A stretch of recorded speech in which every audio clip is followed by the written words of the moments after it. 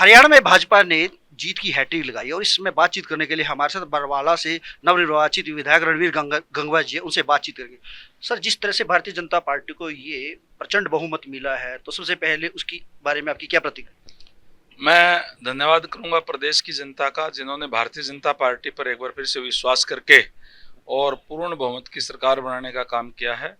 जिस तरीके से भारतीय जनता पार्टी ने 10 साल तक राज चलाने का काम किया और जो हमने घोषणा पत्र में कहा वो किया, और आज इसीलिए भारतीय जनता पार्टी पे प्रदेश की जनता भी, देश की जनता पे विश्वास कर रही है।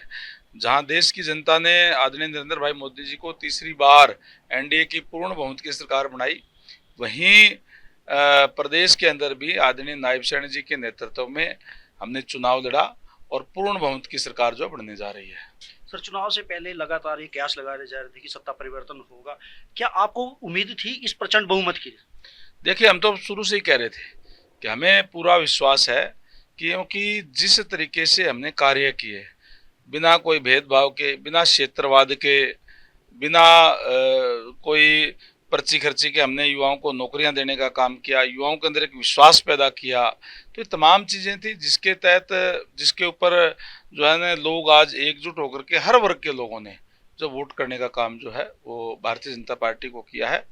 हम तो पहले शुरू से कहते थे कि पूर्ण बहुमत की सरकार जो है वो आएगी। ये कांग्रेस के लोग खुश हो रहे थे कि हमारी सरकार आ रही है, क्योंकि उन्होंने जिस टाइप के कारनामे किए थे, जिस तरीके से भ्रष्टाचार किया था, जिस तरीके से युवाओं की नौकरी बेचने का काम किया था, इसलिए वो जनता का विश्वास खो चुके हैं। सर, कल 3 निर्दलीय विधायकों ने भी बीजेपी को समर्थन दे दिया है।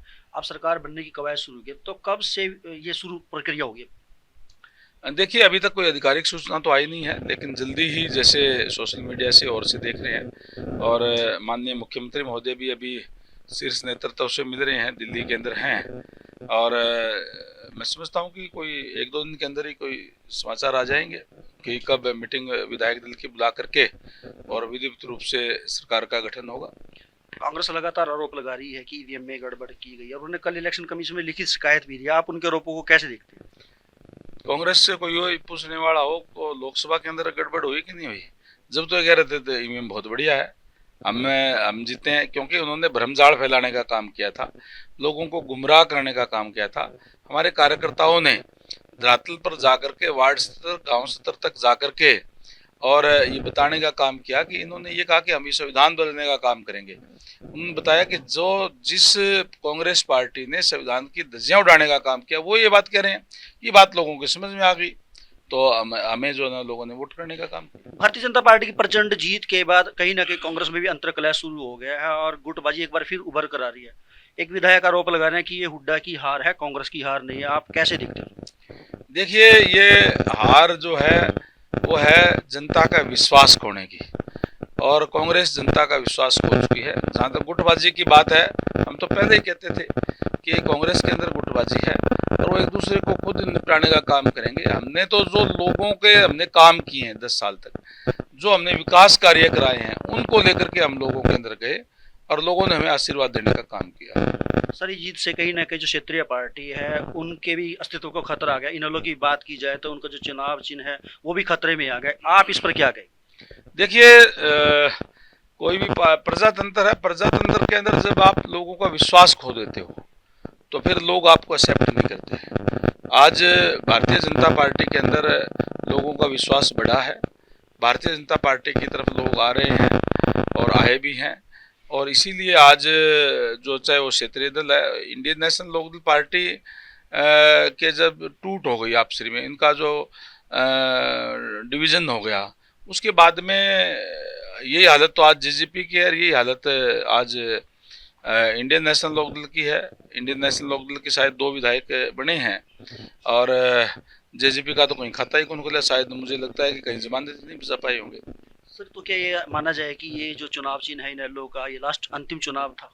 ये तो देखिए, चुनाव आयोग इस बारे में बता सकता है, क्या उसके नियम कायदे हैं, मुझे इसके बारे में अभी ध्यान नहीं है कि उनका कितना परसेंटेज वोट आया है, क्या है, वो रहेगा या नहीं रहेगा, वो तो चुनाव आयोग को तय करना है। मुझे इतनी गहन मैंने कोई जानकारी अभी तक जो है ली नहीं है। नई सरकार के गठन में सर क्या आपकी भागीदारी भी होगी? पिछली बार आप डिप्टी स्पीकर थे, तो इस बार कहीं मंत्रिमंडल में शामिल होने के क्या आसार दिख रहे हैं? मैं संगठन का व्यक्ति हूँ। मैंने तो चुनाव से पहले ही कहा था कि लोग कहते थे आपको टिकट मिलेगी कि नहीं मिलेगी। मैंने कहा था कि पार्टी अगर मुझे ये कहेगी संगठन में काम कर दे, संगठन में भी काम करूँगा, और पार्टी ये कहेगी चुनाव लड़ना है तो चुनाव लड़ूंगा। पार्टी ने इस बार मेरी ड्यूटी लगाई कि आपको बरवाड़ा विधानसभा में कभी कमल नहीं खिला है, आप ये कमल का फूल लेकर के जाएं बरवाड़ा हल्के के मतदाताओं के अंदर, और वहाँ कमल खिलाना है। और साथ ही ये भी ड्यूटी लगाई कि नड़वा के अंदर भी आपने इस कमल को फूल को बरकरार रखना है। मैं धन्यवाद करूंगा बरवाड़ा हल्के की जनता का, जिन्होंने मैं पहली बार गया और उन्होंने इतना आशीर्वाद देने का काम किया कि 27,000 वोटों से उन्होंने मेरी जीत कराने का काम किया।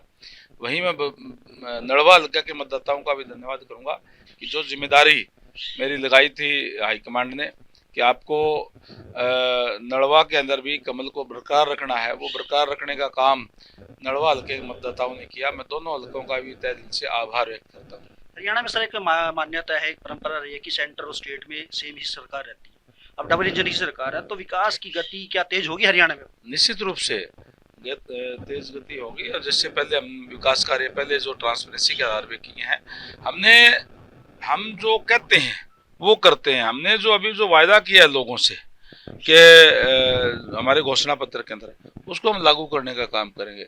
2014 में भी 19 में भी वो लागू करने का काम किया है।